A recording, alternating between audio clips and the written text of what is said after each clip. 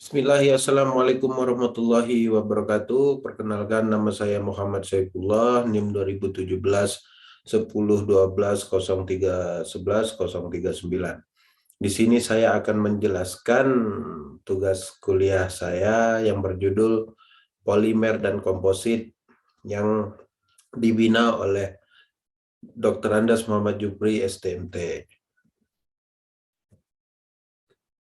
Pengertian komposit adalah suatu material yang terbentuk dari kombinasi dua atau lebih material yang mempunyai sifat mekanis lebih kuat dari material pembentukannya.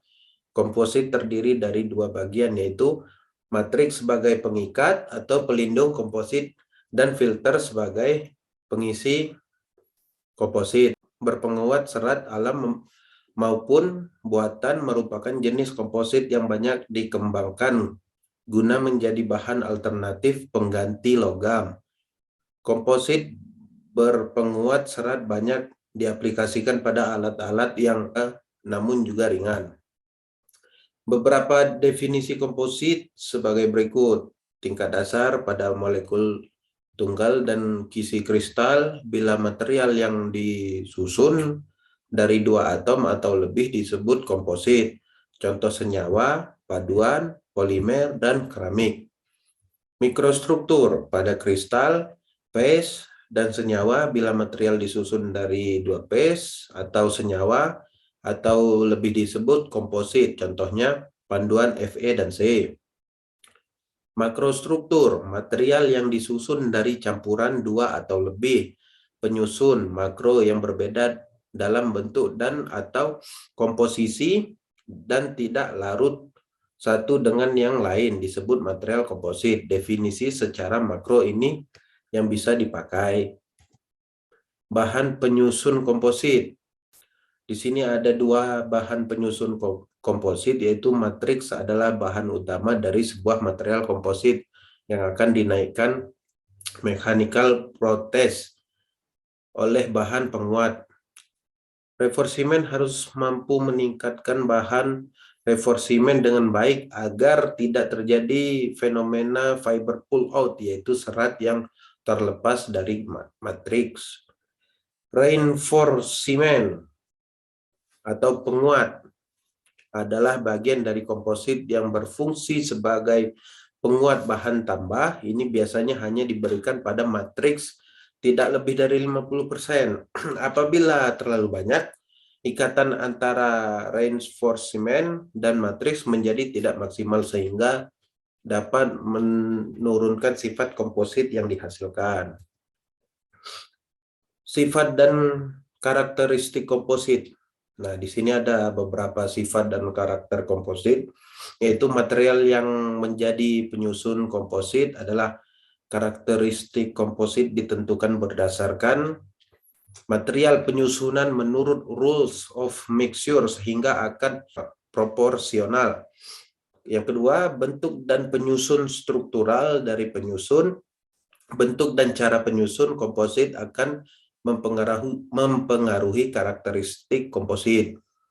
Yang ketiga, interaksi antar penyusun. Bila terjadi interaksi antar penyusun akan meningkatkan sifat dari komposit. Dapat disimpulkan bahwa perbedaan antara komposit dan alloy adalah dalam hal sistem proses pemanduannya, yaitu komposit bila ditinjau secara mikroskopi menampakkan adanya komponen matrik dan komponen filter, sedangkan alloy terjadi perpaduan yang homogen antara matriks dan filter. Yang kedua, pada matriks komposit dapat leluasa merencanakan kekuatan material yang diinginkan dengan mengatur komposisi dari matriks dan filter. Sifat material yang menyatu dapat dievaluasi dan diuji secara terpisah. Klasifikasi material komposit. Bahan komposit dapat diklasifikasikan menjadi tiga, yaitu MMC, CMC, dan PMC. Nah, di sini ada tiga penjelasan, yaitu yang pertama metal matrix composite MMC. adalah sebuah bahan komposit yang menggunakan metal atau logam sebuah matriksnya, sedangkan untuk penguatnya bisa bermacam-macam seperti keramik, polimer, dan logam yang lain. Yang kedua yaitu keramik matriks komposit, CMC. Kalau CMC yang menjadi matriksnya adalah keramik atau keramik untuk reinforcementnya bisa menggunakan logam atau jenis keramik yang lain. Yang ketiga, polymer matrix composite. Modenya sama seperti di atas. PMC berarti yang digunakan dalam komposit tersebut adalah dalam jenis polimer sebagai reinforcement atau penguatnya bisa menggunakan bahan logam atau keramik. Nah, di sini ada 3 proses open mold proses. Dari gambar pertama bisa kita jelaskan bahwasanya hand layup adalah hand layup proses. Hand layup proses adalah metode yang paling sederhana dan merupakan proses dengan metode terbuka dari proses fabrikasi komponen. Adapun proses dari pembuatan dengan metode ini adalah dengan cara menuangkan resin dengan tangan ke dalam serat berbentuk anyaman, rajutan, atau kain, kemudian memberi tekanan sekaligus meletakkannya menggunakan roll atau kuas. Proses tersebut dilakukan berulang-ulang hingga ketebalan yang diinginkan tercapai. Pada proses ini resin langsung berkontak dengan udara dan biasanya proses percetakan dilakukan pada temperatur kamar. Nah, gambar kedua menjelaskan tentang filament winding. Filament winding yaitu fiber type roving atau single strand dilewatkan melalui wadah yang berisi resin.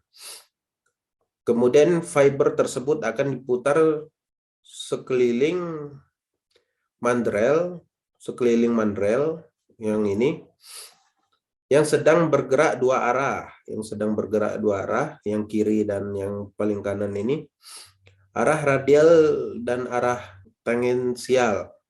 Proses ini dilakukan berulang sehingga cara ini didapatkan lapisan serat dan fiber sesuai dengan yang diinginkan. Dan lanjut yang proses ketiga, yaitu proses spray up.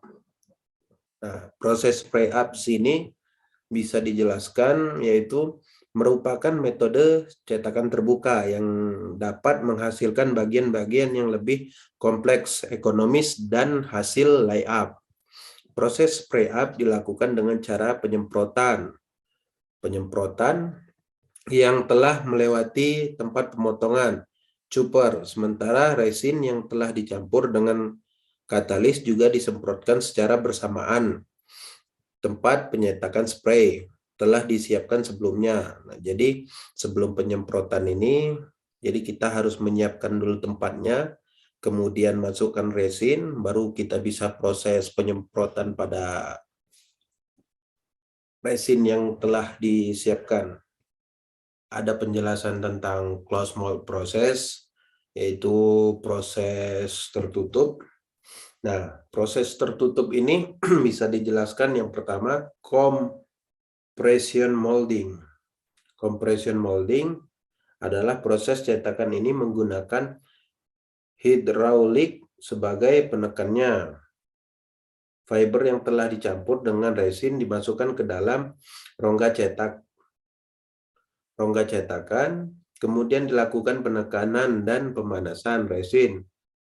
Termoset khas yang digunakan dalam proses cetak tekan ini adalah polyester, vinylester, epoksis, dan fenolat. Nah, kemudian proses selanjutnya yaitu injection molding. Injection molding yaitu metode injection molding juga dikenal sebagai reaksi pencetakan cairan atau pelapisan tekanan tinggi. Fiber dan resin dimasukkan ke dalam rongga cetakan bagian atas. Kondisi temperatur juga harus dijaga supaya tetap mencairkan resin. Nah, lanjut gambar ketiga yaitu pultrusion. Nah, pultrusion ini bisa kita sebutkan adalah fiber jenis roving yang dilewatkan melalui wadah berisi resin, kemudian secara kontinu dilewatkan ke cetakan pracetak dan dilewatkan oleh cure. Kemudian dilakukan pengerolan sesuai dengan dimensi yang diinginkan.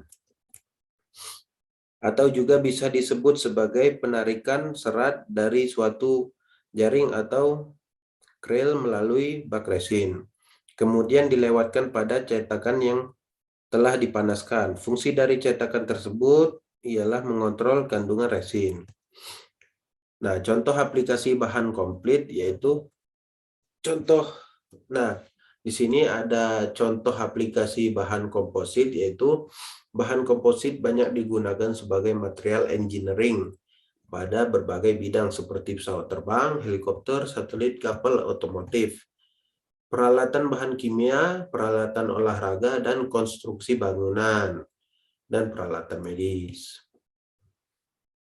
Nah, mungkin itu saja yang dapat saya sampaikan, kurang lebihnya mohon maaf jika ada kesalahan. Wabillahi taufiq wal hidayah. Wassalamualaikum warahmatullahi wabarakatuh.